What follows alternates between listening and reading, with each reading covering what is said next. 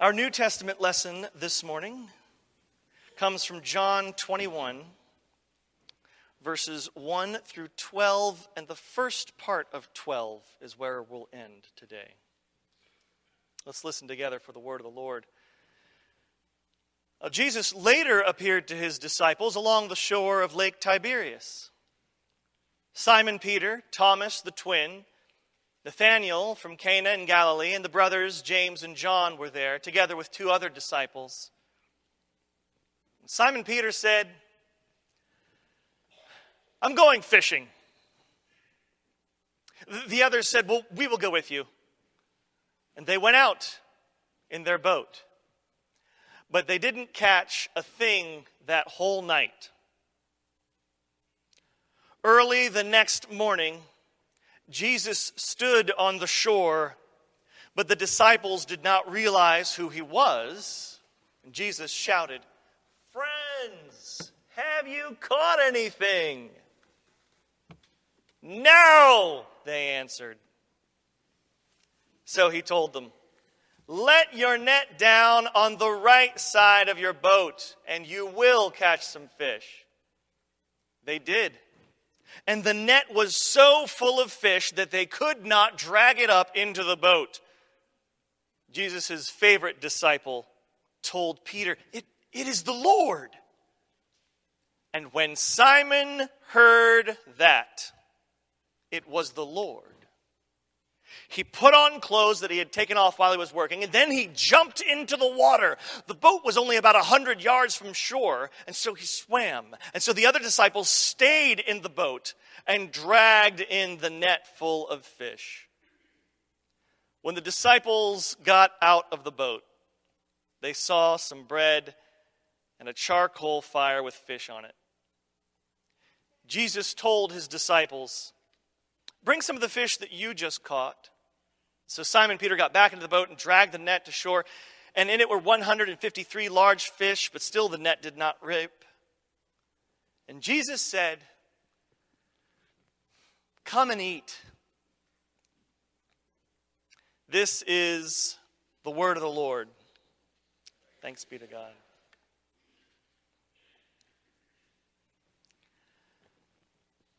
I want to first talk about the passage that we read from Isaiah. If you listen to it, it's very poetic. It's inspirational, even. If you live right now in a moment of separation or weariness or pain or a time of desire for God's salvation, then this is your verse. In this passage from Isaiah that we just read, there is a promise that new realms will be created and that the current realms will be wiped away so that they won't even be remembered.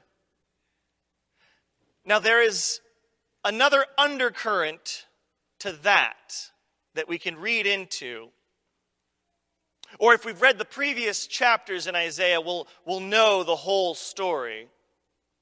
But this whole book was one that was written for the Jewish people in the ancient days when they were exiled under Babylonian rule. Now we use it all the time, especially for the high holy days of Christmas and Easter. Handel's Messiah is largely lifted from the book of Isaiah. This book, more than many others in the Old Testament, tells the full story. It tells the story and was written in exile and was also written in the aftermath.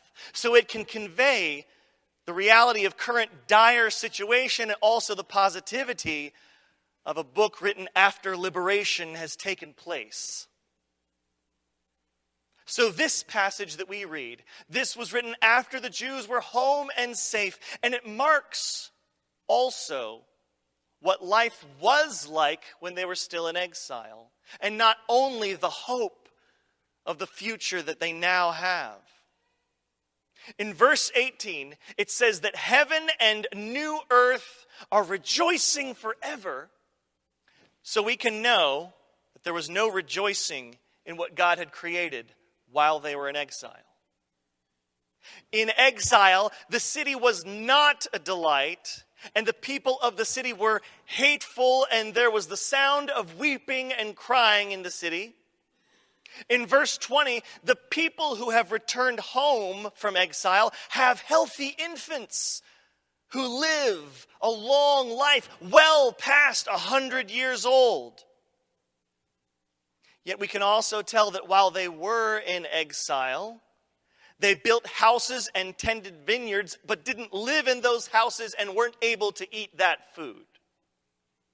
Their labor had no real effect on the world. Their children felt doomed without a future. They felt like they were calling out to God and receiving no exile. They harmed one another. They destroyed each other. This is the life of the exile. The inverse, the life of hope and glory that we read about. I worry sometimes that it is hard for me, hard for us to imagine the life of an exile. I wonder if even my small comforts bar me from hearing the powerful hope here that Isaiah is preaching from our reading. Isaiah's audience were people who lived through generations of tragedy. I wonder how it really resonated with them to hear these words of hope. Then I have a moment to recall the generations of my life. I remember how older Arabs in my family were treated with racism and scorn. I realize how our family has suffered through the loss of babies, how the fear of the future has crept into our lives. And surely we have all had these experiences of exile brought on by separation from our home, brought on by the death of people we love, brought on by the exhaustion of work that seems to bear no fruit, brought on by age that steals parts of who we were away from us, brought on by the real fear of being without a home. And then we turn and we look at the world and we see that when a landmark cathedral is engulfed in flames, when racists are burning down the churches of St. Laundry Parish here in the U.S., when people are murdered as they worship in Christchurch, New Zealand, and in Sri Lanka, we can feel the distance between the person and their faith home.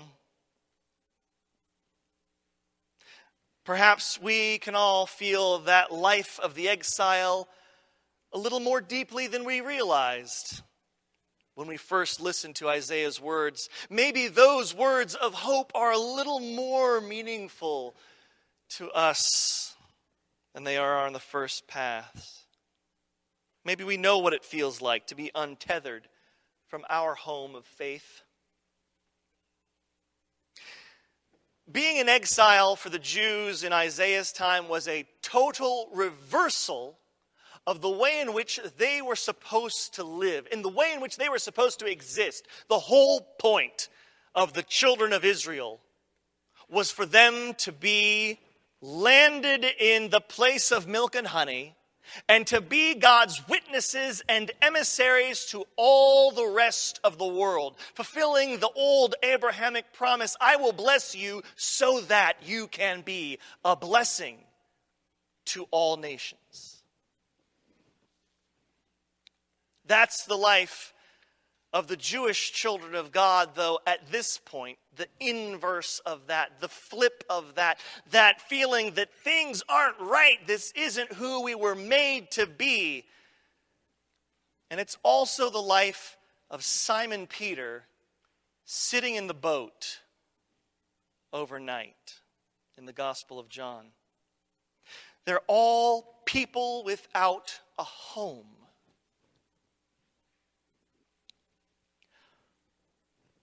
We read this passage from John, and I have to wonder, what were those Christ followers thinking at this point?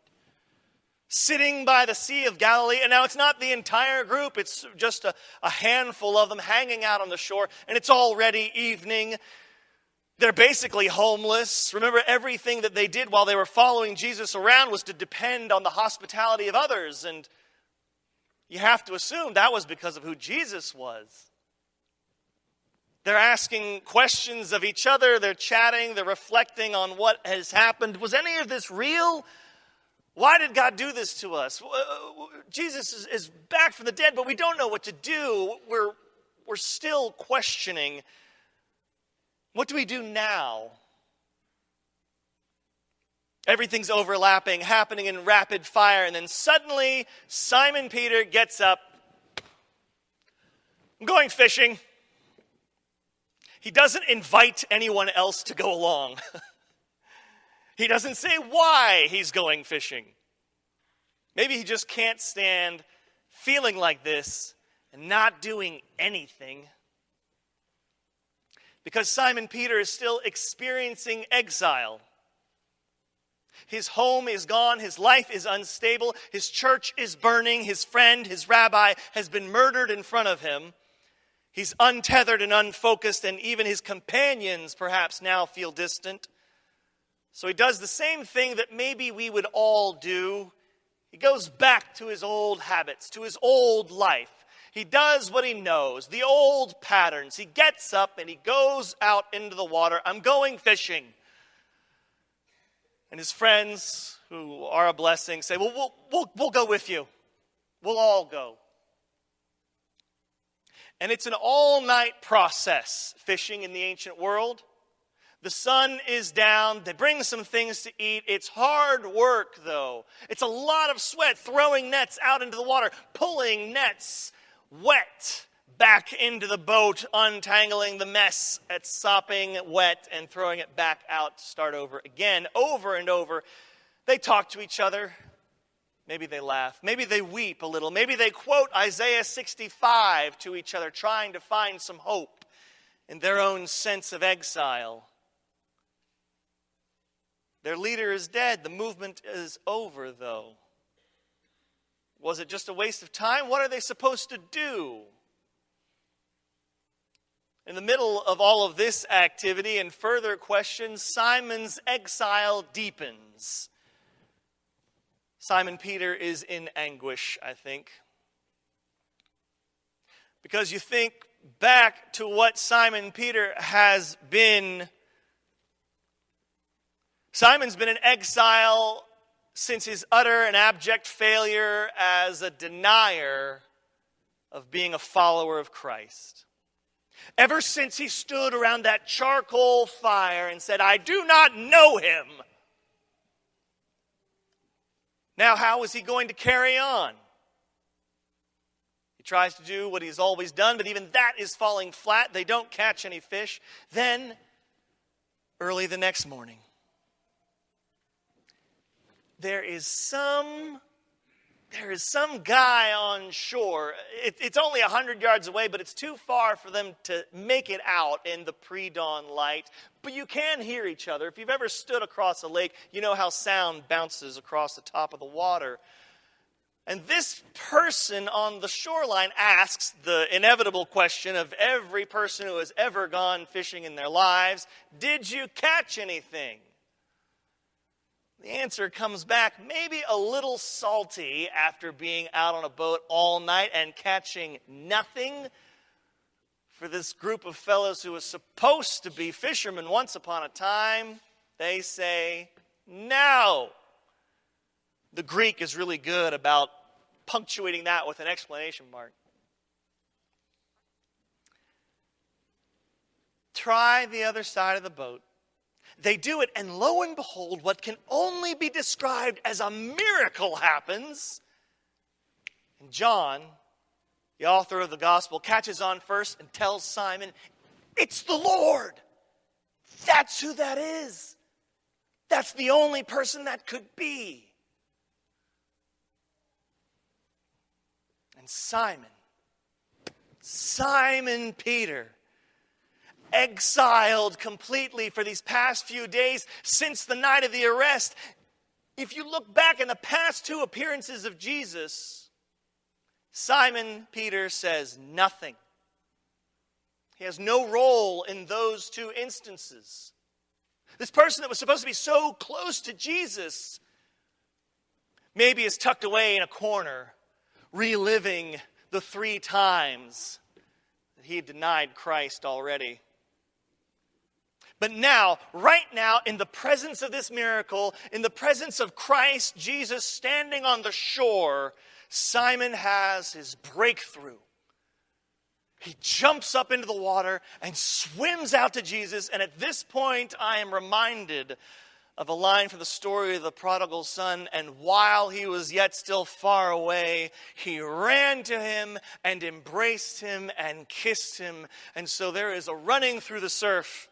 There is a laughing and embracing, because exile is over. The hope of Isaiah's words in chapter 65 ring true and clear. There is rejoicing and gladness at last. There is delight and no sound of the weeping that took place in the night.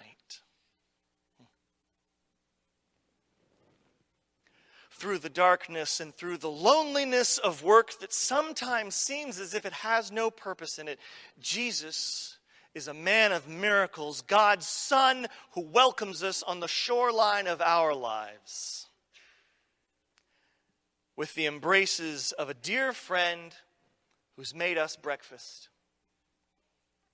It is no small thing that after the weariness of exile on the ship, Christ's first order is to feed his friends. Come and eat. Here, where Jesus has built a fire on the shore to welcome you.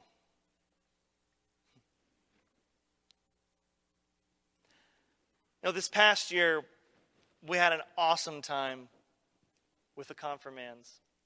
And it reminded me a lot of my own confirmation story, my own confirmation year, which happened in a very similar way. We took several retreats throughout the year to do our confirmation work together. There was another reason that kind of came to mind, which because for me, that year was also a time of exile. Now, for many of us in our teenage years, because of change and trying to figure out the truth of the person that God made us to be at that time, it is hard. In our small town that we had just moved into, it was extra hard for me to try to figure out who God wanted me to be. My parents were separated, and we were going back and forth from town to town was hard. The other students in this new town had a very narrow understanding of what was acceptable. If only comics and Star Wars were as popular then as they are now, I would have been made. I would have been golden. It would have been so much different. But other students found me and I found them. Other folks who were kind of on the fridge. Other people that were experiencing their own exile. The interesting thing is that as we became closer as a group of friends, as we found our strength together, we began to notice something else about the others in the school. The rich kids, the sports people, the A+ students, all these other groups. We realized that they were in exile too. They had their own families of hidden pain. They had their own fears. In fact, the secret that I discovered was that it was the harder they held on to a particular institution, the more filled with fear they were.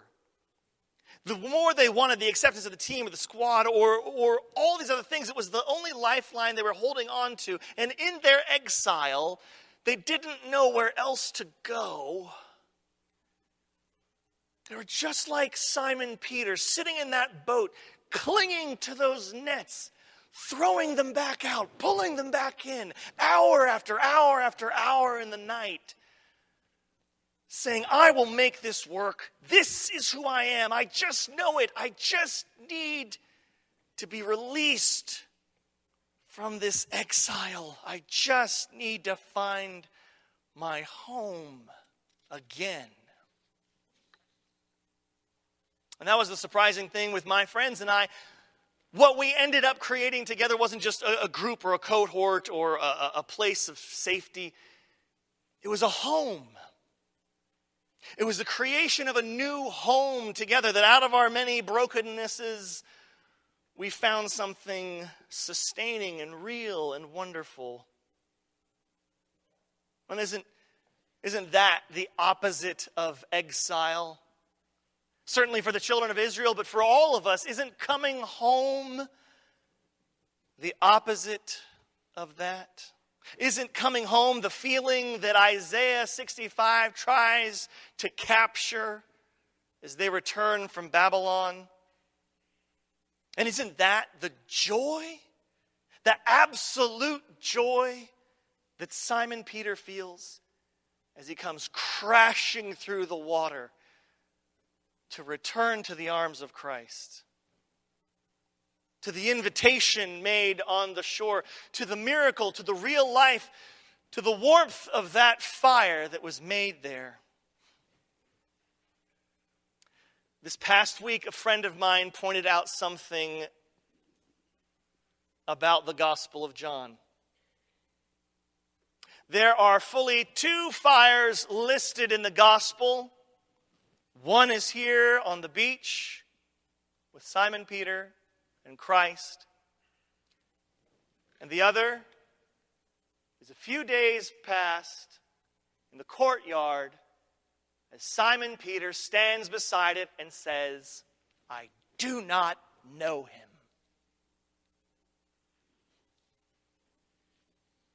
One fire placing Simon Peter in exile, and another fire welcoming him home.